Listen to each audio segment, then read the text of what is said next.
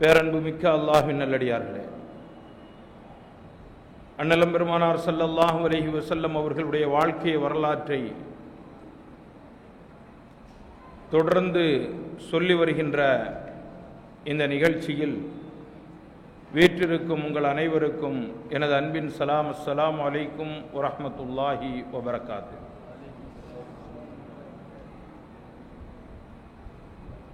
பெருமானார் ஸல்லல்லாஹு அலைஹி வஸல்லம் அவர்களுடைய வாலிப வயதும் அன்னார் சம்பாதிப்பதற்காக வேண்டி என்ன முறைகளை மேற்கொண்டிருந்தார்கள் என்பதையும் அதோடு சேர்ந்து அவர்களது திருமண வாழ்வையும் பற்றி இன்று நாம் பார்க்கவிருக்கின்றோம். பெருமானார் ஸல்லல்லாஹு அலைஹி வஸல்லம் அவர்களுடைய 15வது வயது.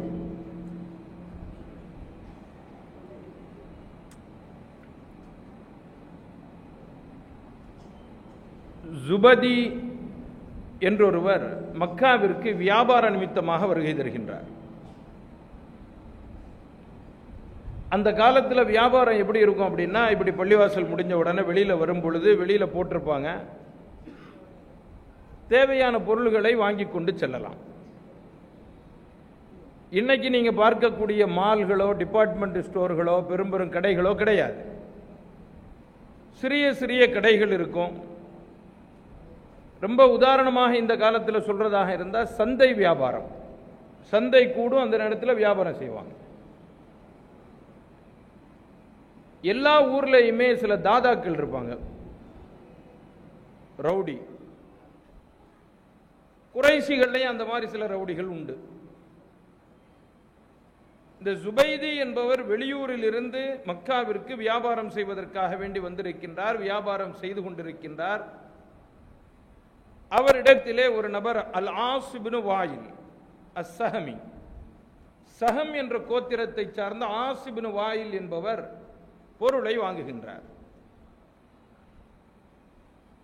ஆனா இவர் ரொம்ப பெரிய தாதாகிரி. பொருளை எல்லாம் வாங்கிட்டு காசு தர முடியாது, உன்னால முடிஞ்சதை பாருன்ட்டார். இன்னைக்கு நம்ம ஊர்ல அந்த மாதிரி இருக்குல்ல. நம்ம ஊர்ல ரவுடிகள் காசு தர முடியாது அப்படின்னு சொல்றது ஒரு பக்கம் இருந்தாலும், போலீஸ் தொல்லை பெருந்தொல்லை. ரவுடிகளை விட்டு மக்களை பாதுகாக்கிறதுக்காக வேண்டி எந்த காவல்துறையை அரசு நியமித்து வைத்திருக்கின்றதோ, அவங்க பொருள் வாங்கினா காசு வாங்க கூடாதுங்கிறது எழுதப்படாத சட்டம். பேசாம இருந்துடணும். டீ குடிச்சா காசு கேட்கக்கூடாது, ஏதாவது பொருள் வாங்கினா காசு கேட்கக்கூடாது, காய்கறி கடையில் காய்கறி வாங்கினா அவங்கள்ட்ட எதுவும் கேட்டக்கூடாது. யூனிஃபார்ம்ல அவங்க வந்துட்டாங்க அப்படின்னா அந்த நேரத்தில் ஆசிபின் வாயில் என்ன செய்தாரோ அந்த மாதிரி நடந்துடும். பொருளை வாங்கி கொண்டார், விலை தரவில்லை, போயிட்டார். இவர் ஐயோ பாவம், பறிகொடுத்தவர் ஜுபைதி. பொதுவாகவே அவர்களுக்கு இடையிலே வியாபார ஒப்பந்தங்கள் இருக்கும். இப்ப இருக்குது பாருங்க, இங்க ஏதாவது இம்போர்ட் பண்ணணும்னா ஏற்கனவே அந்த நாட்டோடு நாம் வியாபார ஒப்பந்தம் செய்திருந்தாதான் இந்தியாவுக்கு இம்போர்ட் பண்ண முடியும்.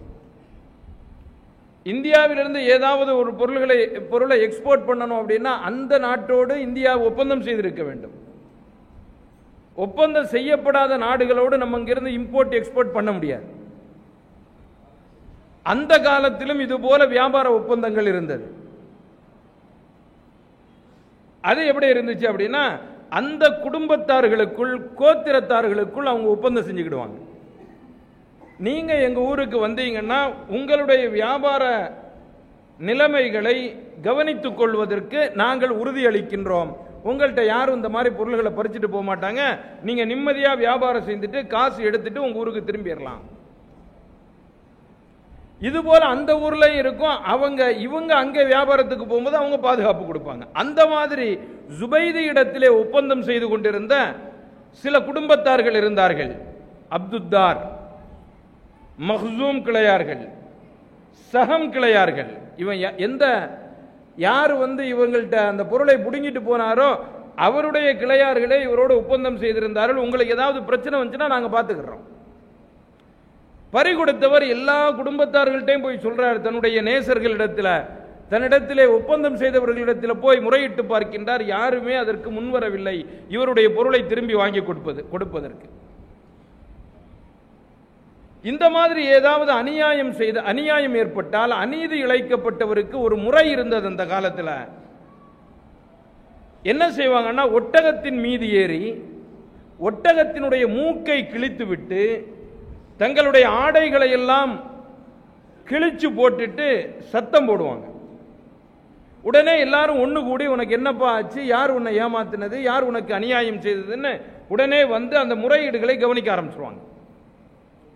அல்லது உயர்ந்த ஒரு இடத்தின் மீது ஏறி நின்று சத்தம் போட்டார்னா அவருக்கு என்னன்னு சொல்லிட்டு உடனே பதில் கொடுப்பாங்க.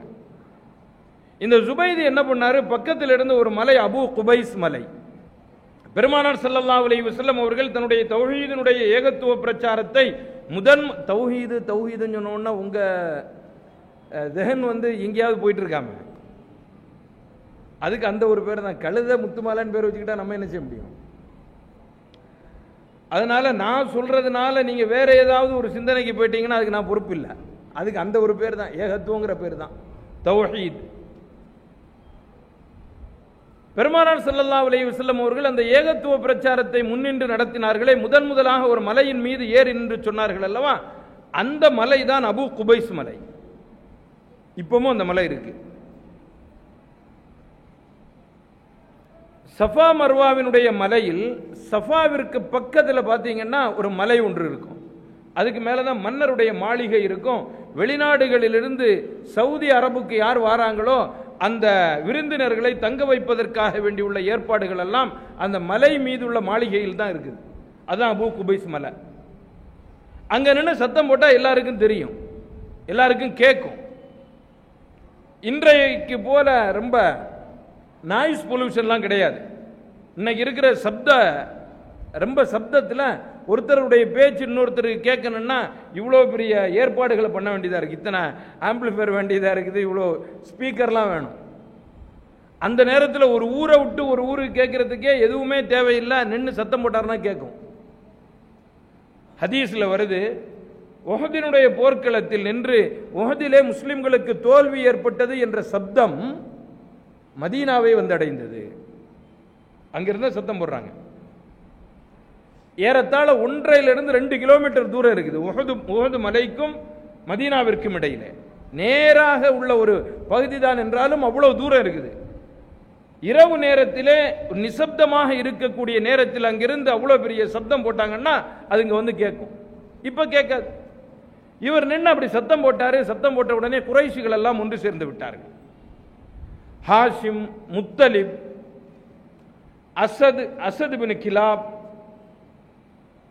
இது போன்ற கோத்திரத்தார்கள் எல்லாம் ஒன்று சேர்ந்து இவருக்கு என்ன ஆச்சு, நம்ம உடனே உதவி செய்யணும், என்னங்க உங்களுடைய பிரச்சனை அப்படின்னு சொல்லி கேட்ட உடனே அவர் சொன்னார், இந்த மாதிரி ஆசிபின் வாயில் என்னிடமிருந்து பொருளை பறித்து சென்று விட்டார், எனக்கு காசும் தரல பொருளையும் தரல, என்னை அநியாயம் செஞ்சிட்டாரு.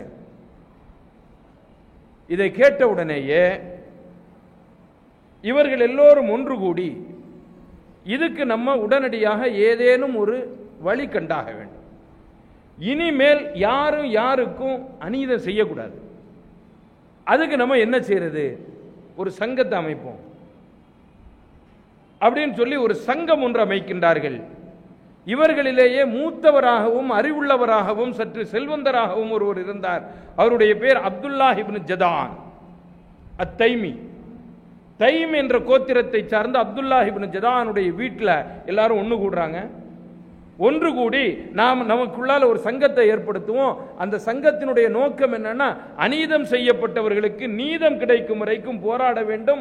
அநீதக்காரனிடமிருந்து நீதத்தை பெற்று அநீதம் இழைக்கப்பட்டவனுக்கு நாம் செலுத்த வேண்டும், கொடுக்க வேண்டும். எல்லாரும் ஒன்று கூடுகின்றார்கள். அதில் பெருமளவிற்கு வாலிபர்கள் திரளுகின்றார்கள். சங்கத்துக்கு பெயர் வைக்கப்பட்டது ஹில்ஃபுல் ஃபுதூல். ஹில்ஃபுல் ஃபுதூல்னு அந்த சங்கத்திற்கு பெயரும் வைக்கப்பட்டது. அந்த சங்கமும் நிறுவப்பட்டது. அந்த சங்கத்தில் நபி ஸல்லல்லாஹு அலைஹி வஸல்லம் அவர்களும் ஒரு மெம்பராக சேர்ந்தாங்க. அதனால நன்மைக்காக வேண்டி ஏற்படுத்தப்படக்கூடிய சங்கங்களில் நீங்க சேரலாம். சுன்னத்து. சுன்னத்துங்கிற நீயத்தில் சேரலாம். ஆனா சங்கம் எப்பமாவது பிரச்சனைக்கு ஆளாயிடுச்சுன்னா அதுக்கு நான் பொறுப்பு இல்லை. நல்ல மாதிரி செயல்படக்கூடிய சங்கத்தில் நீங்க சேரலாம். சங்கம் ஏற்படுத்துவதும் சங்கத்தை நீதத்திற்காக வேண்டி நிலைநிறுத்துவதும் பெருமானார் ஸல்லல்லாஹு அலைஹி வஸல்லம் அவர்களுடைய ஒரு வழிமுறை. மிக நீண்ட நாளைக்கு பிறகு இஸ்லாமிய காலங்களில், இஸ்லாமிய தாவா கொடுத்து கொண்டிருக்கக்கூடிய காலங்களில் நபி ஸல்லல்லாஹு அலைஹி வஸல்லம் அவர்கள் சொன்னார்கள், லக்கத் ஷஹித்து ஃபீ தாரி அப்துல்லாஹ் இப்னு ஜதான் ஹில்ஃபன் மா உஹிப்பு லி பிஹி ஹுமுருன் நிஅமி.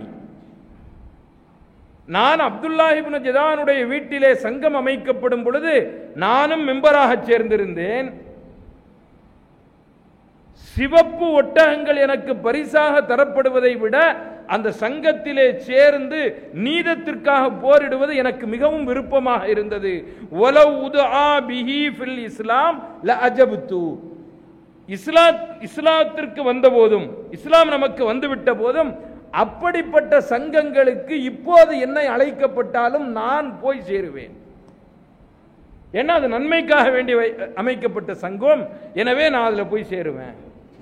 அதுக்கு பிறகு கொஞ்ச நாள் அந்த சங்கம் இருந்தது. கொஞ்ச நாளைக்கு பிறகு அந்த சங்கம் கலைக்கப்பட்டுடுச்சு. சங்கத்தை கலைச்சிட்டாங்க. பிறகு நபி ஸல்லல்லாஹு அலைஹி வஸல்லம் அவர்களுடைய வயது இது ஒரு 15 வயதிலிருந்து 20 வயதிற்கு இடையில் நடந்து கொண்டிருக்கின்றது. நபி ஸல்லல்லாஹு அலைஹி வஸல்லம் அவர்களுக்கு வாலிப பருவம் ஆரம்பிக்கிறது. டீனேஜ் கடந்து வாலிப பருவமும் அவர்களுக்கு ஆரம்பிக்கும் பொழுது ஏதாவது தொழில் செய்தாகணும்ல, வெட்டியா உட்கார்ந்துருக்க முடியாது. இப்போ உள்ள வாலிபர்கள்லாம் சுத்துறதுக்கு காரணம் என்னன்னா வெட்டி போயிலுங்க. பூரா வாப்ப சம்பாதிக்கிறது, அத்தா சம்பாதிக்கிறத எடுத்து நல்லா என்ஜாய் பண்ணிட்டு இருக்கிறவனை பூரா கிறுக்கனாகிட்டு சுத்திட்டு இருக்கானுங்க. ரமலானுடைய காலங்கள் வர ஆரம்பிக்கிறதுக்கு முன்னாலேயே பைக் ரேஸ், ஏதாவது சண்டை போட்டு அத்தா அம்மாட்ட ரொம்ப பெரிய பிரச்சனையை ஏற்படுத்தி இந்த மாதிரி பைக்கை வாங்கிடுறது, ரோட்ல பூரா ரேஸ் அடிக்கிறது, யாரையாவது முட்டி மோதுறது, யாரையாவது மூத்தாக்குறது, ராத்திரி பூரா சுத்துறது, ஹோட்டல்களில் திங்கிறது. இதெல்லாம் என்ன அப்படின்னா, இதெல்லாம் வெட்டித்தனமாக சுத்துறதுக்குள்ள அடையாளம். நபி ஸல்லல்லாஹு அலைஹி வஸல்லம் அவர்களுக்கு வாலிபம் வரும் பொழுதே தான் உழைக்க வேண்டும், சம்பாதித்து கொடுக்க வேண்டும் என்ற எண்ணம் துளிர்விட்டது. குடும்பத்துக்கு ஏதாவது உழைச்சு கொடுக்கணுமே. நபி ஸல்லல்லாஹு அலைஹி வஸல்லம் அவர்கள் செய்த முதல் வேலை என்ன தெரியுமா? சஅதுடைய கிளையார்களின், சஅத் என்ற குடும்பத்தார்களின் ஆட்டு மந்தைகளை பெருமானார் ஸல்லல்லாஹு அலைஹி வஸல்லம் அவர்கள் கூலிக்கு மேய்த்தார்கள். ஹதீஸ்ல வருது, நபி ஸல்லல்லாஹு அலைஹி வஸல்லம் அவர்கள் சொல்கின்றார்கள், நான் மக்காவாசிகளினுடைய ஆட்டு மந்தைகளை மேய்த்தேன், அதற்கு பதிலாக அவர்கள் எனக்கு சில நேரங்களில் காசு பணங்கள் தருவார்கள், சில நேரங்களில் தானியங்கள் தருவார்கள். கூலிக்கு வேலை பார்த்திருக்காங்க நபி ஸல்லல்லாஹு அலைஹி வஸல்லம். புகாரி ஷரீஃப்ல வருது. அப்ப கூலிக்கு வேலை பார்ப்பதும் நம்முடைய உடல் உழைப்பை கொடுப்பதும் எம்பெருமானார் ஸல்லல்லாஹு அலைஹி வஸல்லம் அவர்களுடைய ஒரு சீரிய நடைமுறையின் சுன்னத்தில் ஒன்றாகும். அதற்கு முன்னால் இருந்த நபிமார்களும் கைத்தொழிலையும் கூலி தொழிலையும் செய்து வந்தார்கள். ஹஜ்ரத் அலி ரலியல்லாஹு அன்ஹு அவர்கள் கூட ஒரு யூதருடைய தோட்டத்தில் தண்ணீர் இறைத்து கொடுத்து அன்றாடம் கிடைக்கக்கூடிய பணத்தை தன்னுடைய குடும்ப செலவிற்கு வைத்துக் கொண்டிருந்தார்கள். அப்படிப்பட்ட ஒரு கூலி தொழிலாளி தான் அலியே. பெருமானார் ஸல்லல்லாஹு அலைஹி வஸல்லம் அவர்களும் தாங்கள் சம்பாத்தியத்திற்காக வேண்டி முதலாக செய்த வேலை ஆடு மேய்த்தது. இரண்டாவது, ஒரு நல்ல கூட்டாளி ஒருத்தர் கிடைச்சார். சாயிப் இப்னு அபூ சாயிப் அல் மக்ஸூமி. மக்ஸூம் கிளையை சார்ந்த சாயிப் இப்னு அபூ சாயிப் என்ற ஒரு நபர் கிடைத்தார். இவர் கொஞ்சம் செல்வந்தர், கையில கொஞ்சம் காசு இருந்துச்சு. பெருமானார் ஸல்லல்லாஹு அலைஹி வஸல்லம் அவர்களுடைய நீதி நேர்மையையும் அல் அமீன் என்ற நன்னம்பிக்கை தனத்தையும் பார்த்து, வாங்க நம்ம ரெண்டு பேரும் சேர்ந்து வியாபாரம் செய்யலாம் அப்படின்னு பங்கு சேர்ந்து வியாபாரம் செய்வதற்காக வேண்டி பெருமானார் ஸல்லல்லாஹு அலைஹி வஸல்லம் அவர்களை அழைத்தார். பெருமானார் ஸல்லல்லாஹு அலைஹி வஸல்லம் அவர்களும் அவரோடு சேர்ந்து வியாபாரம் செய்ய ஆரம்பித்தார்கள். கொஞ்ச நாள் ஆக ஆக ஆக நபி ஸல்லல்லாஹு அலைஹி வஸல்லம் அவர்களுக்கு வியாபார நுணுக்கங்களும் கைவரப்பெற்றது, வியாபாரமும் நல்ல செய்ய ஆரம்பிச்சிட்டாங்க. அவரை நம்பிக்கையான தொழில் நண்பர் என்பதாகவே பெருமானார் ஸல்லல்லாஹு அலைஹி வஸல்லம் அவர்கள் அழைத்தார்களாம். ஆனால் சாயிப் இப்னு அபு சாயிப் பெருமானார் ஸல்லல்லாஹு அலைஹி வஸல்லம் அவர்கள் கொண்டு வந்த ஏகத்துவத்தை ஏற்கவில்லை, ஏற்கல. பின்னால ஃபத்ஹ் மக்காவுக்கு வராங்க. நபி ஸல்லல்லாஹு அலைஹி வஸல்லம் அவர்கள் மக்கா வெற்றியின் பொழுது மக்காவிற்கு வரும் பொழுது இந்த சாயிப் இப்னு அபு சாயிப் வர்றார். எல்லாரும் வந்தாங்க, அதுல சாயிப் இப்னு அபி சாயிப் வரும் பொழுது நபி அவர்கள் எழுந்து சென்று என் தொழில் நண்பரே நீங்கள் வாருங்கள் என்று வெல்கம் பண்ணி வரவேற்று தனக்கு பக்கத்திலே அமர வைத்து அவருக்கு இஸ்லாத்தை போதித்தார். அதுக்கு பிறகு அவர் இஸ்லாத்தை ஏற்றுக்கொண்டார். இந்த ஒரு நிகழ்ச்சி நபி ஸல்லல்லாஹு அலைஹி வஸல்லம் அவர்களுக்கு மிகப்பெரிய அனுபவத்தை கொடுத்தது. மதீனா பூரா பேராய் போச்சு. முஹம்மதினுடைய வியாபாரத்தை பற்றியும் முஹம்மதினுடைய வியாபாரத்தின் நுணுக்கங்களை பற்றியும் அவருடைய நம்பிக்கையை பற்றியும் அவரிடத்தில் எது கொடுத்தாலும் அதற்கு சிறப்பு இருக்கும் என்பதை பற்றியும் ஒரு பெரிய பேராயிடுச்சு. மதீனாவில் ஒரு பெண்மணி இருந்தாங்க, உங்களுக்கு தெரியும், ஹதீஜா அவர்கள். மிகப்பெரிய செல்வ சீமாட்டி, ஒரு பெரிய வியாபார ஸ்தலம் அவர்களுக்கு இருந்தது. இவர்களுடைய வியாபாரம் எப்படி இருந்துச்சுன்னா, இவர்களுடைய வியாபாரம் மக்களினுடைய வியாபாரம் ஷேர் போட்டு வியாபாரம் செய்யுது. எல்லாரும் சேர்ந்து ஒருத்தட்ட காசு கொடுப்பாங்க, அவர் போய் வியாபாரம் செய்வார். ஹதீஜா ரலியல்லாஹு அன்ஹா அவருடைய வியாபாரம் எப்படி இருந்துச்சுன்னா, இவர்களே மிகப்பெரிய செல்வச்சி மாட்டி, அதனால இவங்களே முதல் போட்டுருவாங்க. யாராவது ஒரு நபரை வியாபாரத்திற்காக வேண்டி நியமிப்பார்கள். இந்த பொருளை இவர் கொண்டு போய் சிறிய பிரதேசத்திற்கோ யமனுக்கோ கொண்டு போய் வியாபாரம் செய்து விட்டு வர வேண்டும். அந்த வியாபாரத்தில் உள்ள லாபத்தை, அதில் உள்ள ஒரு பங்கை யார் பொறுப்பெடுத்துக் கொண்டு சென்றாரோ அவருக்கு கொடுப்பாங்க. கதீஜா ரலியல்லாஹு அன்ஹா இதை செய்து கொண்டே இருக்கும் பொழுது பெருமானார் நபி ஸல்லல்லாஹு அலைஹி வஸல்லம் அவர்கள் முஹம்மதினுடைய இந்த வியாபார நுணுக்கம் அவருக்கு தெரிகிறது. ஏன் ஒரு நாள் இவரை தலைவராக போட்டு நம்முடைய வியாபார கூட்டத்தை அனுப்புவோம் அப்படின்னு கதீஜா ரலியல்லாஹு அன்ஹா அவர்களுக்கு சிந்தனை வருகிறது. உடனே என்ன பண்றாங்க, நபி ஸல்லல்லாஹு அலைஹி வஸல்லம் கேட்கிறாங்க, என்னோடு நீங்கள் வியாபாரம் செய்வதற்கு தயாரா? தாராளமா செய்யலாமா? அப்போ ஒரு பெரிய வியாபார கூட்டம், இந்த வியாபார கூட்டத்திற்கு நபி அவர்களை தலைவராக நியமிக்கின்றார்கள். அந்த நேரத்திலேயே கதீஜா ரலியல்லாஹு அன்ஹா அவருடைய மதிநுட்பத்தை பாருங்க. மைசரா என்ற தன்னுடைய நம்பிக்கைக்குரிய ஒரு அடிமையையும் அந்த வியாபார கூட்டத்திலே உள்ளே போக சொல்லி, இவர் எப்படி வியாபாரம் செய்கின்றார், என்னென்ன மாதிரி யுக்திகளை கையாளுகின்றார், இவருக்கு என்ன உதவிகள் கிடைக்கிறது அப்படிங்கிறத நீ கூட இருந்து பார்த்துட்டு வா அப்படின்னு ஒரு ஸ்பையை போட்டே அனுப்புறாங்க. இவர் தன்னை உளவு பார்க்கின்றார் என்ற செய்தி நபி அவர்களுக்கு தெரியாது. மைசரா கூடவே வர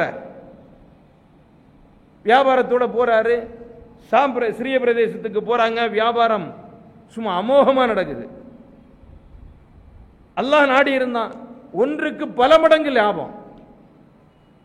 ஒரே தடவை தான் வியாபாரம்.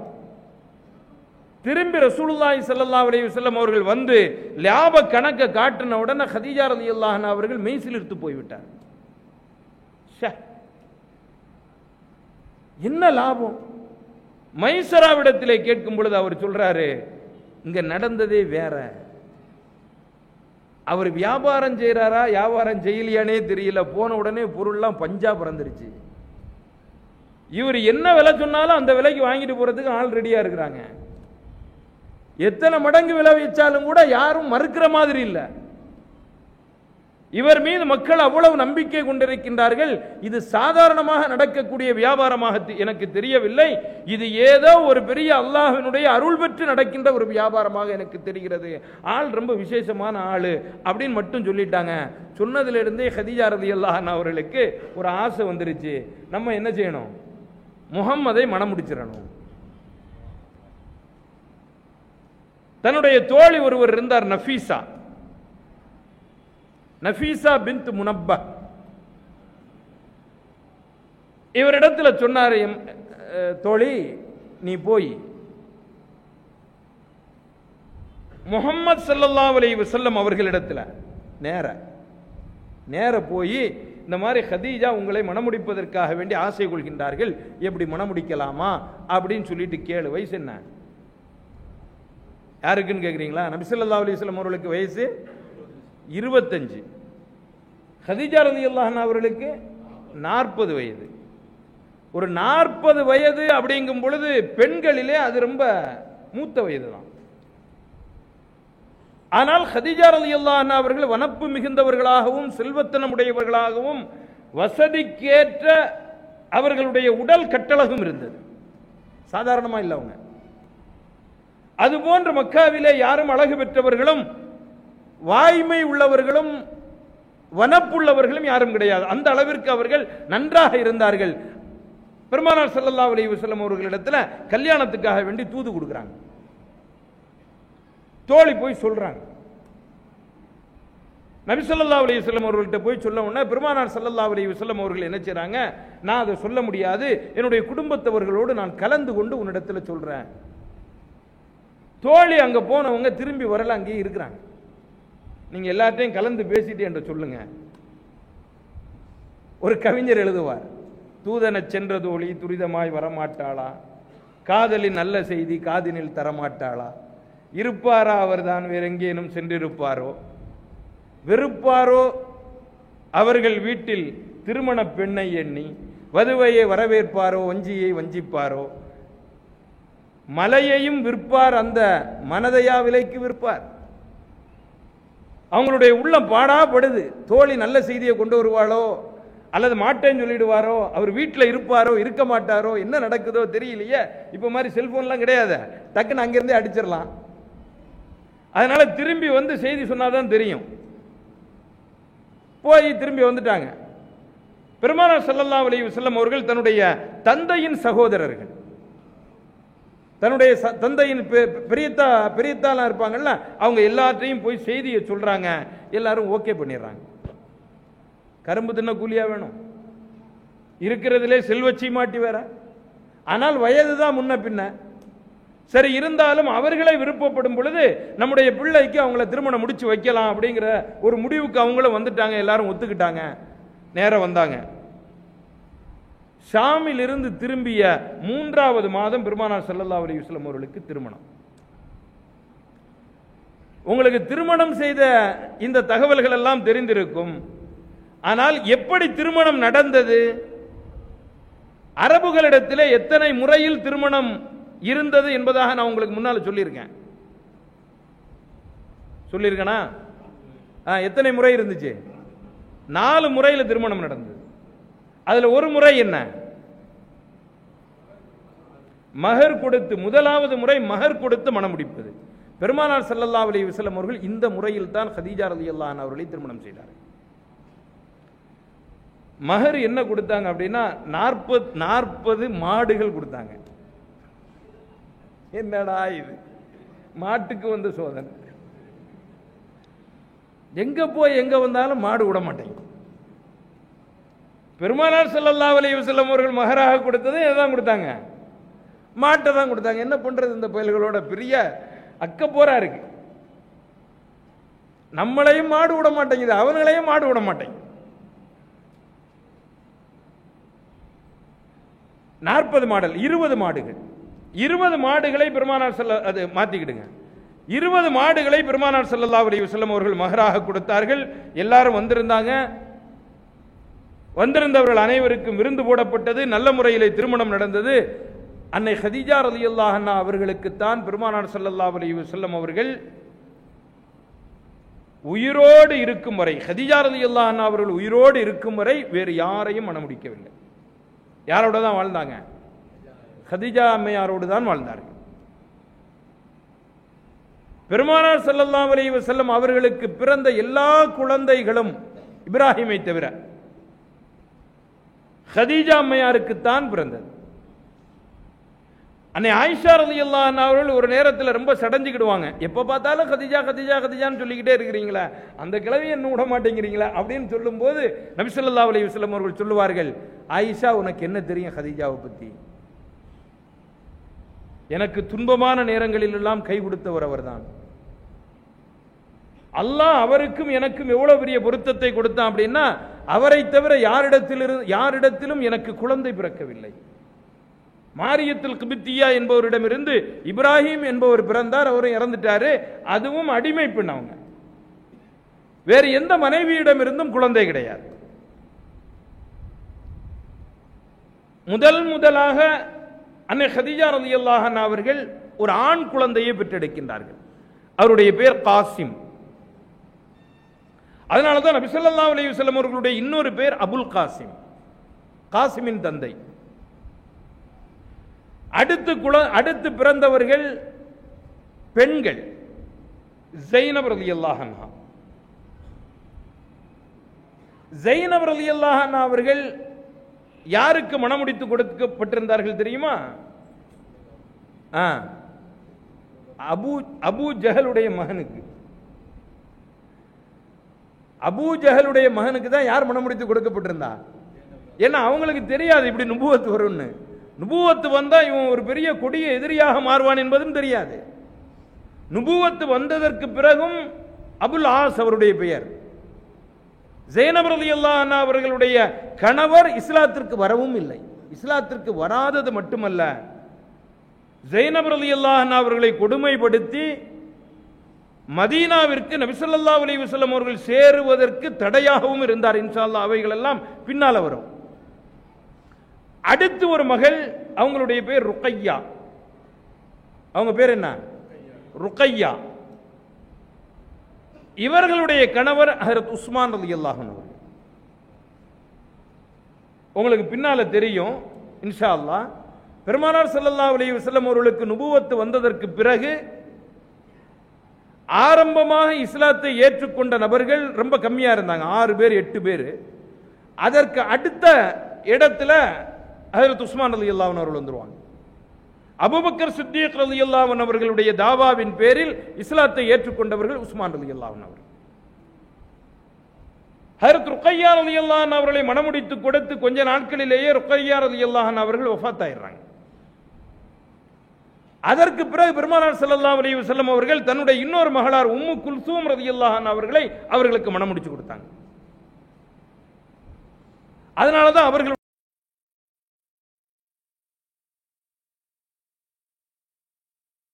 அவர்களுடைய 2 பிள்ளைகளையும் மணமுடித்திருந்தது யாரு? உஸ்மான் ரலியல்லாஹு அன்ஹு அவர்கள்.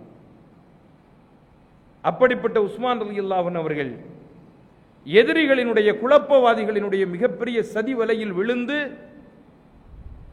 அவர்கள் விழ வைக்கப்பட்டு கடைசியில எதிரிகளால் குத்தப்பட்டு ஷஹீதாக்கப்பட்டார்கள். ரொம்ப பெரிய ஒரு வரலாற்று சோகமான நிகழ்வு.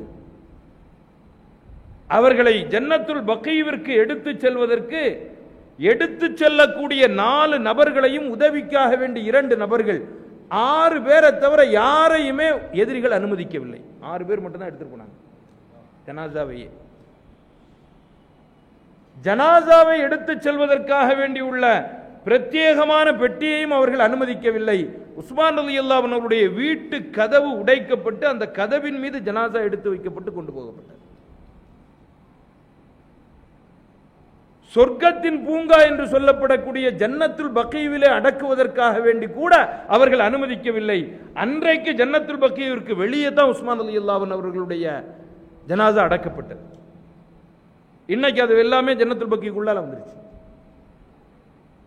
அது ஒரு வரலாற்று சோகம், அது ஒரு சோகமான ஒரு நிகழ்வு வரலாற்றிலே பதியப்பட்டிருக்கின்றது. ஹைர். அடுத்து கடைசி மகள் ஃபாத்திமா ரலியல்லாஹு அன்ஹா. ஃபாத்திமா ரலியல்லாஹு அன்ஹா அவர்கள் யாருக்கு மணமுடித்து கொடுக்கப்பட்டிருந்தார்கள்? அது எல்லாருக்கும் தெரியும். மொத்தம் 4 பெண் மக்கள். இதை தவிர காசிம் என்ற ஒரு ஆண் மகன் முதல்ல, அதை தவிர இப்ராஹிம் என்ற ஒரு ஆண் பிள்ளையும் இருந்தார். இவருக்கு தையிப் என்பதாகவும் பெயரிடப்பட்டிருந்தது. பெருமானார் ஸல்லல்லாஹு அலைஹி வஸல்லம் அவர்களுக்கு இன்னொரு ஆண் பிள்ளை இருந்தது, அப்துல்லா. இந்த ஆண் பிள்ளைகள் அத்தனை பேரும் பிறந்து ரொம்ப சில நாட்களிலேயே அல்லாஹ்விடத்திலே போய் சேர்ந்து விட்டார். மாரியத்துல் கிப்தியா ரலியல்லாஹு அன்ஹா அவர்களுக்கு பிறந்த அந்த இப்ராஹிம் அவங்களுடைய வீடு இன்னும் கூட அவங்களுடைய வீடு அந்த சிதிலமாக அப்படி இருக்கு மதீனாவில். ரொம்ப தெரிஞ்சவங்க போய் பார்க்கலாம். சல்மான் ஃபாரிஸி ரலியல்லாஹு அன்ஹு அவருடைய தோட்டத்திற்கு பக்கத்துல தான் அவர்களுடைய வீடு. மஸ்ஜித் நபவியிலிருந்து கொஞ்சம் தூரம் இருக்கு. அதெல்லாம் வச்சிருந்தாங்க. இந்த இப்ராஹிம் இருக்கு ரொம்ப உடம்பு சரியில்லாம இருக்குது. அவர் ரொம்ப துவங்கிட்டு இருக்கிறாரு. நபி ஸல்லல்லாஹு அலைஹி வஸல்லம் அவர்களுக்கு செய்தி சொல்லப்படுகிறது. அங்கிருந்து ஓடி ஓடி வாராங்க ஸல்லல்லாஹு அலைஹி வஸல்லம். மாரியத்துல் கிப்தியா ரலியல்லாஹு அன்ஹா அவர்களுடைய வீட்டிற்கு வந்து அந்த குழந்தையை எடுத்து தன்னுடைய கைகளிலே வைத்து அப்படியே பார்த்துட்டே இருக்கிறாங்க. அந்த குழந்தையினுடைய மூச்சு கொஞ்சம் கொஞ்சம் கொஞ்சமா அடங்கு. நபி ஸல்லல்லாஹு அலைஹி வஸல்லம் அவருடைய கண்களில் இருந்து தாரை தாரையாக கண்ணீர் வடிந்தது. கொஞ்சம் குலுங்கி அழ ஆரம்பிச்சாங்க. பக்கத்தில் உமர் ரலியல்லாஹு அன்ஹு அவர்கள் நின்று கேட்டாங்க, யா ரசூலல்லாஹ், இறந்ததற்காக வேண்டி நீங்கள் அழக்கூடாத, எப்படி அழுகிறீங்கன்னு கேட்டவங்க நபி ஸல்லல்லாஹு அலைஹி வஸல்லம் அவர்கள் சொன்னார்கள், என்னுடைய மனதில் என்ன இரக்கம் இல்லையா, பாசம் அழுகையாக வெளிப்படுகிறது. பெருமானார் ஸல்லல்லாஹு அலைஹி வஸல்லம் அவருடைய இத்தனை பெண்மக்களும் நபி அவர்களுடைய காலத்திலேயே ஃபாத்திமா ரலியல்லாஹு அன்ஹா அவர்களை தவிர மீதி எல்லாருமே இருந்தாங்க. ஃபாத்திமா ரலியல்லாஹு அன்ஹா அவர்களை தவிர மீதி எத்தனை பேர்? என்னென்ன பேரு? முதல்ல ஜைனப். ஜைனப் ரலியல்லாஹு அன்ஹா அவர்களுடைய இறப்பு எப்படி ஏற்பட்டது அப்படின்னா, ஹிஜ்ரத்தினுடைய பாடத்தில் வரும். ஹிஜ்ரத்திற்காக வேண்டி செல்லும் பொழுது ஒட்டகத்தில் இருக்கும் பொழுது அபூ ஜஹல் ஒரு பெரிய ஈட்டியை வச்சு அவங்க மிரட்டணும். அவங்க அந்த நேரத்தில் கருவுற்று இருந்தாங்க, கர்ப்பத்தில் இருந்தாங்க. வயிற்றுல குத்திடுவேன், கர்ப்பத்தை கிழிப்பது அன்றைக்கே பாசிசங்களினுடைய செயலாக. அப்படி மிரட்டின உடனே ஜைனப் ரலியல்லாஹு அன்ஹா அவர்கள் ரொம்ப பயந்து ஒட்டகத்திலிருந்து கீழே விழுந்து கர்ப்பம் கலஞ்சி மதீனாவிற்கு வந்து அதே நிலையில் அவர்கள் வஃபாத்தாயிட்டாங்க. அன்னை ருக்கையா ரலியல்லாஹு அன்ஹா பெருமானார் ஸல்லல்லாஹு அலைஹி வஸல்லம் அவர்கள் பத்ருக்கு போயிருக்கும் பொழுது உஸ்மான் ரலியல்லாஹு அன்ஹு அவர்களுடைய மனைவியாக இருந்த ருக்கையா ரலியல்லாஹு அன்ஹா அவர்களுக்கு உடல்நிலை சரியில்லாமல் இருந்ததன் காரணமாக அங்கேயே இருக்க வச்சு மதீனாவிலே இருக்க வச்சிட்டாங்க. நீங்க பத்ருக்கு வர வேண்டாம்னு. பத்ர் யுத்தம் முடிந்து வெற்றி செய்தியோடு உள்ளே வரும் பொழுது ருக்கையா ரலியல்லாஹு அன்ஹா அவர்கள் இறந்து ஜனாசாவை அடக்கிட்டு உஸ்மான் ரலியல்லாஹு அன்ஹு அவர்கள் வாராங்க. ரெண்டு பேரும் சந்திக்கிறாங்க. வரலாற்றில் எழுதுவாங்க, பெருமானார் ஸல்லல்லாஹு அலைஹி வஸல்லம் அவர்களுக்கு மிகப்பெரிய தர்ம சங்கடம். பத்ரினுடைய வெற்றியை நினைத்து மகிழ்வதா, தன்னுடைய மகளின் இறப்பை நினைத்து அழுவதா என்று.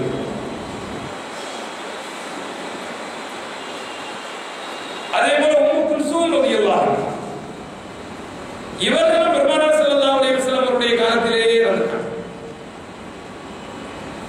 உஸ்மான் ரலியல்லாஹு அன்ஹு அவர்களுக்கு மணமுடித்து கொடுக்கப்பட்ட இந்த இரண்டு பேரும் ஒரே நேரத்தில் இறந்ததை வைத்து பெருமானார் ஸல்லல்லாஹு அலைஹி வஸல்லம் அவர்கள் சொன்னார்கள், எனக்கு இன்னொரு மகள் இருந்தால் அவரையும் உஸ்மானுக்கு கட்டி கொடுப்பேன். அந்த அளவிற்கு உஸ்மான் ரலியல்லாஹு அன்ஹு அவர்கள் மீது பெருமானார் ஸல்லல்லாஹு அலைஹி வஸல்லம் அவர்களுக்கு பாசம். இதுல ஜைனப் ரலியல்லாஹு அன்ஹா அவர்களை அடக்கும் பொழுது பெருமானார் ஸல்லல்லாஹு அலைஹி வஸல்லம் அவர்கள் அந்த தஃபன் செய்யும் பொழுது கேட்டாங்க, உங்களில் யாராவது உள்ளே இறங்கி கபர்ல இறங்கி அடக்குவதாக இருந்தால் அவர் அன்றைய தினம் தன்னுடைய மனைவியிடத்தில் உடல்உறவு கொள்ளாதவராக இருக்க வேண்டும் அப்படின்னா. ஏதோ அந்த நேரத்தில் ஒரு நிலைக்காக வேண்டி அவங்க சொன்னாங்க. அதை எடுத்துட்டு இன்னைக்கு நிறைய பேர் கபரில் அடக்கக்கூடியவர்கள் அன்றைக்கு தன்னுடைய மனைவியோடு உடலுறவு கொண்டவராக இருக்கக்கூடாதுன்னு ஒரு மசாலா அவங்க சொல்றாங்க. அது முற்றிலும் தவறானது. அது அந்த நேரத்தில் பெருமானார் ஸல்லல்லாஹு அலைஹி வஸல்லம் அவர்களுக்கு மட்டும் அந்த செய்தியின்படி அவர்களுடைய மனோநிலையின்படி சொல்லப்பட்டதை தவிர அது ஒட்டுமொத்தமான சட்டம் அல்ல. தன்னுடைய மகளுக்காக வேண்டி நபி ஸல்லல்லாஹு அலைஹி வஸல்லம் அவர்கள்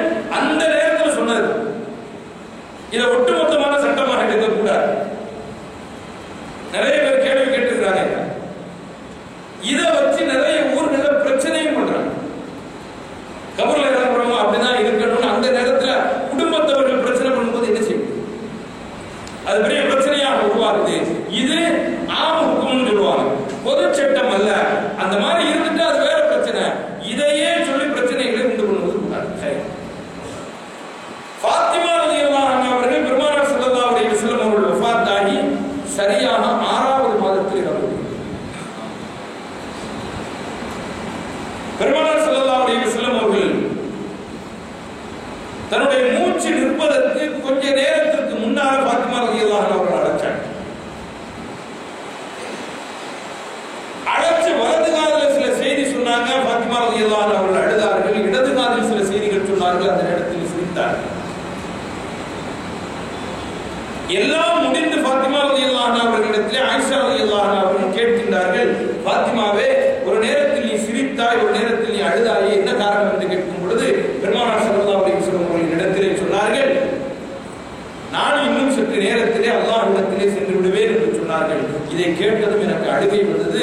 திரும்ப அடுத்த காதை கொடுத்து கேட்கும் பொழுது சொன்னார்கள், எனக்கு அடுத்து என்னை சந்திப்பதில் உலகத்தார்களில் முதலாக நீதான் வருவாய் என்று சொன்னார்கள். அதை கேட்டு நான் மகிழ்ந்தேன் என்று சொன்னார். இதற்கு பிறகு அலி ரலியல்லாஹு அன்ஹு அவர்கள் வேறு திருமணங்கள் முடித்தார்கள். அந்த திருமணத்தின் மூலமாக வேறு பல குழந்தைகள் பிறந்தது. ஃபாத்திமா ரலியல்லாஹு அன்ஹா அவர்களுக்கு பிறந்த குழந்தைகள் சய்யித் வம்சம் என்று கூறப்படும். சய்யித் வம்சம். இன்னைக்கு இங்க நிறைய பேர் செய்து சொல்லிட்டு சும்மா விட்டால் போட்டுருக்காங்க. இவங்கெல்லாம் கிடையாது. அந்த சய்யித் வம்சங்கள் அரபு நாட்டிலே இருக்கின்றார்கள். அவங்க இந்த மாதிரி பீதிக்கிட்டு இருக்கிறது கிடையாது. இவங்க சய்யித் வம்சம் சொல்லி உட்கார்ந்து சோம்பேறித்தனமா சாப்பாடு திங்கிறதுலே இருக்காங்க. இது நிறைய Facebook, WhatsApp இதுல வேற தட்டி விட்டு அபூபக்கர் தன்னுடைய வம்சம், ரசூலுல்லாஹ்வுடைய வம்சம். ரசூலுல்லாஹ்வுடைய வம்சம்னா என்ன உங்களுக்கு கிழிக்கிறையா இருக்கா? என்ன வம்சம்? எப்படிப்பட்ட நிலையில் உள்ளது? சாதாரணமா சொல்லிட முடியுமா? அஹ்மத் பின் ஹம்பல் ரஹ்மத்துல்லாஹி அலைஹி அவர்களுக்கு மிகப்பெரிய சோதனை காலம் உண்டு. குர்ஆன் படைக்கப்பட்டதல்ல அல்லாஹ்வினுடைய வேதம் என்று சொன்னதன் காரணமாக அவர்கள் கடுமையான சித்திரவதைக்கு ஆளாக்கப்பட்டார்கள். முதுகந்தண்டிலே அவர்களுக்கு செத்த ஒரு இறைச்சி துண்டை உள்ளே வைத்து தைத்து விட்டார்கள். அந்த இறைச்சி துண்டு மேலே ஏற ஏற அஹ்மத் பின் ஹம்பல் ரஹ்மத்துல்லாஹி அலைஹி அவர்களுக்கு வலி அதிகமாகி துடிதுடிக்க ஆரம்பித்தார்கள். பாடத்தில் வீல் கதறுவாங்க. அந்த கட்டடமே அதிரும். கடைசியில் அது செத்த மாமிசத்துண்டு உள்ளே இருக்கின்றது என்ற செய்தி மூசா தபீப் என்ற டாக்டருக்கு தெரிஞ்சு ஒரு அறுவை சிகிச்சையை மேற்கொண்டு அந்த துண்டை வெளியில் எடுக்கிறார். செய்தவர்கள் யார் அப்படின்னா அந்த நேரத்தில் இருந்து அப்பாசியாக்களுடைய ஆட்சியாளர் கலீஃபா மன்சூர் அவர் தான் அந்த வேலையை செய்தார். ஜெயில வச்சு செஞ்சார். அஹ்மத் பின் ஹம்பல் ரஹ்மத்துல்லாஹி அலைஹி அவர்களுடைய வயிற்றிலே ஒரு தலையணையை வைத்து அவங்களுடைய முதுகு அப்படியே வளைச்சார். ஆபரேஷனுக்காக அனஸ்தீசியாலாம் கொடுக்க முடியாது. முதுகந்தண்டிலே கரெக்டா அந்த இடம் எந்த அந்த கட்டத்துல முதுகந்தண்டினுடைய அந்த எல்லுன்னு சொல்லுவாங்கல்ல, ஒவ்வொரு கட்டம் இருக்கும். பிணைப்பு ஸ்பைனல் கார்டு. அதுல உள்ள அந்த ஒவ்வொரு கட்டத்திலும் ஒவ்வொரு எலும்பு அந்த கோர்வையா மேல ஏறுது. ஒரு இடத்துல போய் நிக்குது. அந்த இடத்துல கை வச்சு அடைச்சு இதை கண்டுபிடிச்சிட்டார். முதுகெலும்பை அறுக்க வேண்டும் என்றால் அது எவ்வளவு வலி இருக்கும்? அனஸ்தீசியா கொடுக்க முடியாது. முதுகெலும்பு அறுத்து அதுல இருந்து அந்த சதத்துண்டை வெளியே எடுத்தார் மூசா தபி. அப்படி எடுக்கும் பொழுது யாரெல்லாம் அப்பாசியாக்களுக்கு நீ அருள் புரிவாயாக அப்படின்னு வாசிக்கிறார். யாரு? மூசா தபி டாக்டரை கேட்கிறார், இமாம் அவர்களே, என்ன இந்த ஆச்சரியம்? உங்களுக்கு இவ்வளவு பெரிய இன்னல்கள் செய்து இவ்வளவு கொடுமை இழைத்தவர்களுக்கு நீங்க துவா செய்றீங்களே? அப்பாசியாக்கள் பெருமானார் ஸல்லல்லாஹு அலைஹி வஸல்லம் அவர்களுடைய சச்சா பிரியதா மக்கள். அவங்களுடைய குடும்பம் ரசூலுல்லாஹி ஸல்லல்லாஹு அலைஹி வஸல்லம் குடும்பம். அஹ்மத் பின் ஹம்பல் ரஹ்மத்துல்லாஹி அலைஹி அந்த நேரத்தில் பதில் சொன்னார்கள், நாளை மறுமையில் அல்லாஹ்விற்கு முன்னால் ரசூல் ஸல்லல்லாஹு அலைஹி வஸல்லம் உடைய குடும்பத்தினரோடு சண்டையிடுவதற்கு நான் விரும்பவில்லை. அவங்க எனக்கு எதிரில் வர்றது எனக்கு புரியவில்லை. அவர்கள் எனக்கு எதிரில் வந்தால் நான் அழிந்து போகிறேன். ரசூல் ஸல்லல்லாஹு அலைஹி வஸல்லம் குடும்பம்னா அவ்வளவு சாதாரணமா தெரியுதா? எடுத்த ஆளுங்கெல்லாம் செய்யுது. அது கேட்டுக்கிட்டு பல பேர் அவங்கள கொண்டாடி அவங்களுக்கு இருக்கிற பெரிய பெரிய கார்கள், பங்களாக்கள், பணம், பவுசு எல்லாத்தையும் கொடுத்து சீரழிச்சு கெடுக்கிறது கூட நம்ம தான். ஒருத்தர் கொஞ்சம் ஒழுங்கா வந்துடக்கூடாது, அவரை தூக்கி கொண்டாடி மேல வச்சு டமாலிக்கிற ரெண்டையும் செய்வான். மேல தூக்குற வரைக்கும் தூக்குவான், அது ஒரு விழுகிற இடம் எங்கேன்னு தெரியாது. ஏன்னா ரொம்ப மேல போயிட்டோம்னா கீழே வந்தா படுபாதாரமா இருக்கும். ஃபாத்திமா ரலியல்லாஹு அன்ஹா அவர்களுக்கு பிறந்தவர்கள் சய்யிது வம்சம் என்று கூறப்படுவார்கள். அலி ரலியல்லாஹு அன்ஹு அவருடைய மற்ற மனைவியிடத்திலிருந்து பிறந்த குழந்தைகளுக்கு ஒரு பெயர் இருந்து அவங்க அலவி கொடுப்போம். அவங்க தான் அலவிகள். அலவிகள்னு நிறைய பேர் சொல்லிட்டு இருக்காங்க. இதுவும் ஒரு பக்கம் நடந்தது. அலவிகள் நிறைய பேர் இருக்கிறாங்க. அதுல நம்ம ஒன்றும் மாறுபடல. அவர்கள் நிறைய குடும்பத்தவர்கள் இருக்கின்றார்கள், அதில் நிறைய சந்ததிகள் இருக்கின்றார்கள். அதெல்லாம் நாம் ஏற்றுக்கொள்ள வேண்டிய ஒன்று. ஃபாத்திமா ரலியல்லாஹு அன்ஹா அவர்களையும் அலி ரலியல்லாஹு அன்ஹு அவர்களையும் வைத்து ரொம்ப பெரிய அரசியல் செய்து இஸ்லாத்துக்கு ஒரு பெரிய கேட்டை விளைவித்தது ஷியாக்கள். அதிலிருந்து ரொம்ப கவனமா இருக்கும். அளவுக்கு அதிகமா ஃபாத்திமா ரலியல்லாஹு அன்ஹா அவர்களையும் அலி ரலியல்லாஹு அன்ஹு அவர்களையும் உயர்த்தி ரசூல் ஸல்லல்லாஹு அலைஹி வஸல்லம் அவர்களை மட்டப்படுத்தி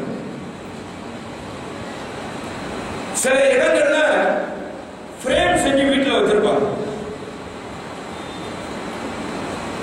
ஃபாத்திமா, அலி, ஹசன், ஹுசைன். அல்லாஹ் இருக்காது, ரசூலுல்லாஹ் அப்படி பேர் இருக்கு. இதனாலதான் நமக்கு பரக்கத்து வருதுன்னு சொல்லி அதை எழுதி பெரிய ஃப்ரேம் அடிச்சு பரக்கத்துக்காக வேண்டி மாட்டி பூ போட்டு பத்தியெல்லாம் கொளுத்தி பாத்தியெல்லாம் வருவாங்க. இதெல்லாம் யாருடைய வழிமுறை அப்படின்னா இருக்குல்ல ஷியாக்கள். அங்க ஒரு மியூசியம் இருக்கு அந்த பள்ளிக்குள்ளார. ஷியாக்களுடைய அந்த போரா பள்ளிக்குள்ளார ஒரு மியூசியம் இருக்குது. அந்த மியூசியத்துக்குள்ள போய் பாருங்க. இன்னைக்கு பிதாத்துகள், நவீன அனுஷ்டானங்கள், கூடு, கொடியேற்றம், சந்தன குடம், இந்த பூ வைக்கிறது, பாத்தியா ஓதுறது, பத்தி கொளுத்துறது, அதுக்கு மாலை போடுறது, என்னென்ன இருக்குதோ சாம்பிராணி போடுறது, எல்லாத்தினுடைய ஒரு நமூனா, ஒரு மாடல் அங்க இருக்கும். அவன் தான் இறக்குமதி செஞ்சாங்க. அதனுடைய வழியில தான் இந்த மார்க்கத்திற்கு உள்ளால இவ்வளவு சடங்குகள் உள்ள புகுந்துருச்சு, குறையோடி போயிட்டு. இதை எடுக்கிறதுக்கு பாடுபட வேண்டியது. பெருமானார் ஸல்லல்லாஹு அலைஹி வஸல்லம் அவர்களுடைய திருமணத்தினுடைய நிலைகளை நீங்கள் புரிந்து கொண்டீர்கள். பிறகு நல்ல விதமாக குடும்பம் போய் கொண்டிருக்கின்றது. பெருமானார் ஸல்லல்லாஹு அலைஹி வஸல்லம் அவர்களுடைய வயது 35 எட்டு. அந்த நேரத்தில் மிக முக்கியமான ஒரு நிகழ்வு ஒன்று ஏற்பட்டது. நேரம் ஆயிடுச்சு, நீங்க வேற ரொம்ப அனல்ல தவிச்சிட்டு இருக்கிறீங்க. அதனால இன்னைக்கு இதோட நிறுத்திக்கலாமா? சரி சார்.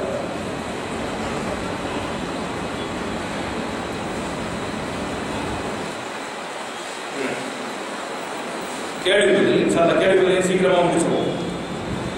புனித குர்ஆனின் பல இடங்களில் பனி இஸ்ராயில் அப்படிங்கிற வார்த்தை வருகிறது. இஸ்ராயில் என்பவர் யார்? நபியா? அவர்களை பற்றி சொல்லணும். இஸ்ராயில் அப்படின்னா அர்த்தம் என்ன? இஸ்ராயில், மீகாயில், இஸ்ராஃபீல், ஜிப்ரீல். ஈல் அப்படின்னா ஹீப்ரு மொழியில அல்லாஹ். இதுக்கு முன்னாடி எந்த பேரை சேர்த்தாலும் அபுதுன்னு அர்த்தம், அடிமை. அப்ப இஸ்ராயில்னா என்ன அர்த்தம்? அல்லாஹ்வின் அடிமை. ஜிப்ரீல்னா என்ன அர்த்தம்? அல்லாஹ்வின் அடிமை. மீகாயில்னா என்ன அர்த்தம்? அல்லாஹ்வின் அடிமை. இதான் அதுக்கு அர்த்தம். இது யாருடைய பேர் அப்படின்னா நபி யாக்கூப் அலைஹிஸ்ஸலாம் அவர்களுடைய. யாக்கூப் அலைஹிஸ்ஸலாம் அவர்கள் யாரு?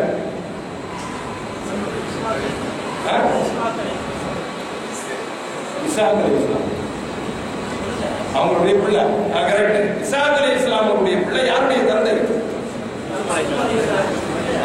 நபி யூசுப் அலைஹிஸ்ஸலாம் அவர்களுடைய தந்தை.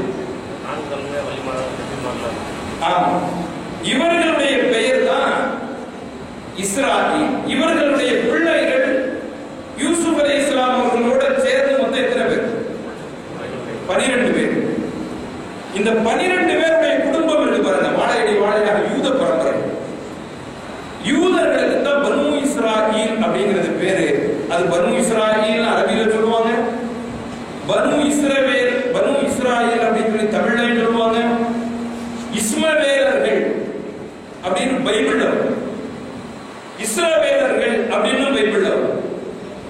இவர்கள் தான் யூத சமுதாயம். இன்னைக்கு பைபிள் முகத்தஸுக்கு மிகப்பெரிய பிரச்சனையை உண்டு பண்ணிட்டு இருக்காங்க பாருங்க அவங்க.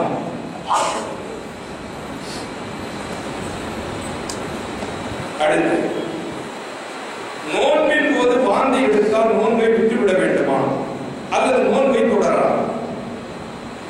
உடல்நிலை சரியில்லாததினால் வாந்தி வந்துவிட்டது. கேள்வியை முதல்ல நல்லா புரிஞ்சுக்கிட்டாதான் நான் சொல்லக்கூடிய பதில கரெக்டா இருக்க வைக்கிறேன். ஏன்னா கேள்விக்கு தகுந்தவாறு பதில்கள் மாறும்.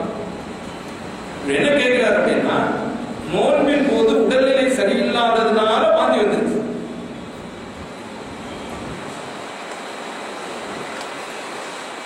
அதனால நோன்பு முடியுமா அப்படின்னா நோன்பு முடியாது.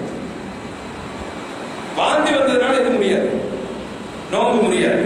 ஆனால் வாந்தி வந்ததுல இருந்து கொஞ்சோண்டு உள்ள போயிடுச்சுன்னு நோன்பு.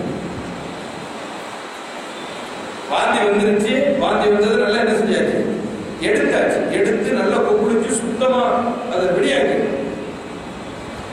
அதுல ஒரு சின்ன துண்டு உள்ள போயிடுச்சு, வந்ததோட வந்துருச்சுன்னா பிரச்சனை.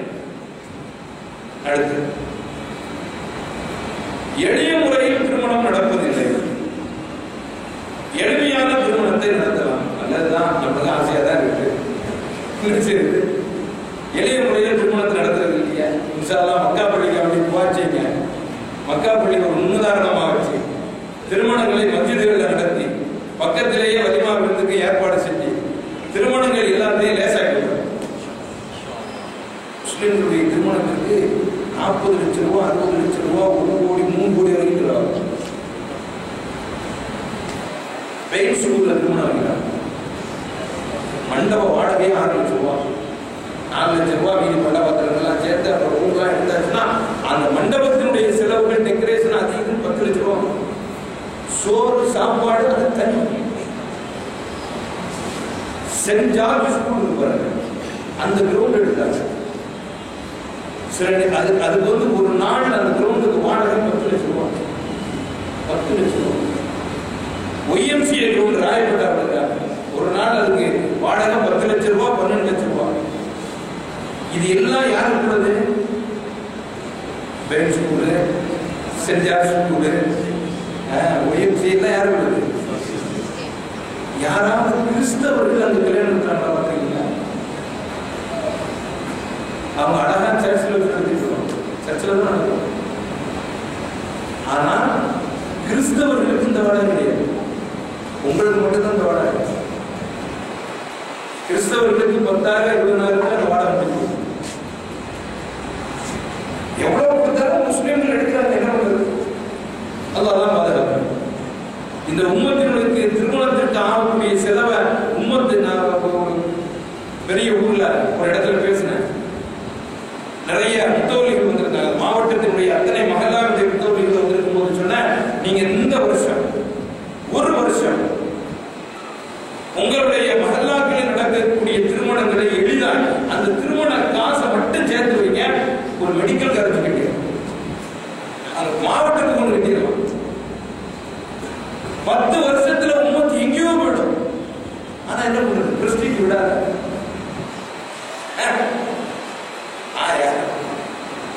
எல்லாம் மூக்கில வருவாங்க. நம்ம சாப்பாட்டை பார்த்து மூக்கில வருவாங்க. அவர் 3 ஐட்டம் வச்சாலும் நான் 6 ஐட்டம். அவர் பெயின் ஸ்கூல் எடுத்தாலும் நானும் பெயின் ஸ்கூல் எடுத்தேன். அவர் பெயின் ஸ்கூல் எடுத்தாலும் சிறியவர் மண்டபத்தை எடுத்தேன். எதுக்கு? அல்லாட்ட போய் நடந்து நிற்கிறது. அடுத்து, தொழுகையில் மன போர்வை வருவதில்லை, மனதை பக்குவப்படுத்த என்ன செய்யலாம்? எல்லாருக்கும் இருக்கிற பிரச்சனை. தொழுகையில் மன போர்வை வருவதற்கு உறுப்புகளை அந்தந்த இடத்துல கரெக்டா வைக்கணும்.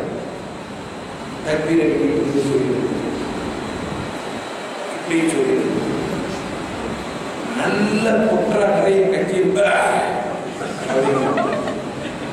அது இந்த பக்கம் இருக்கிறவங்க பூரா ஏன்னா அது பூரா பூண்ட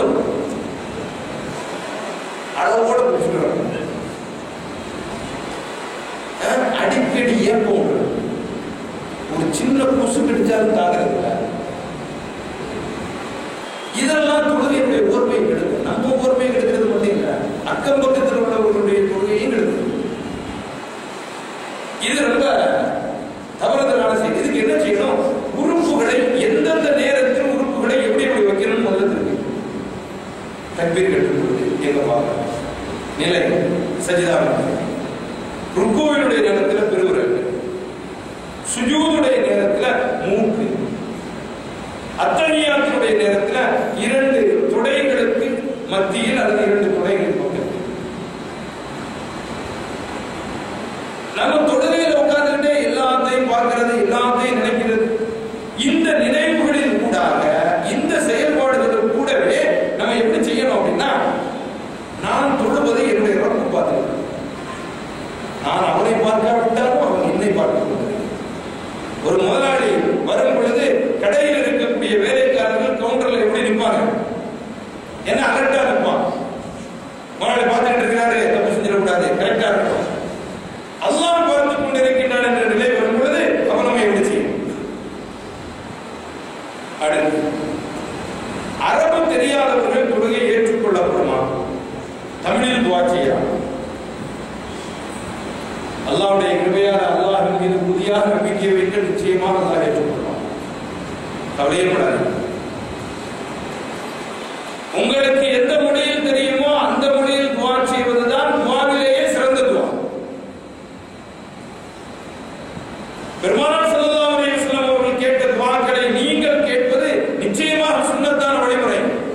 அது உங்களுக்கு கேட்க இயலாத போது உங்களுக்கு எந்த மொழியில் தெரியுமோ அந்த அளவிற்கு நீங்கள் என்ன செய்யலாம்?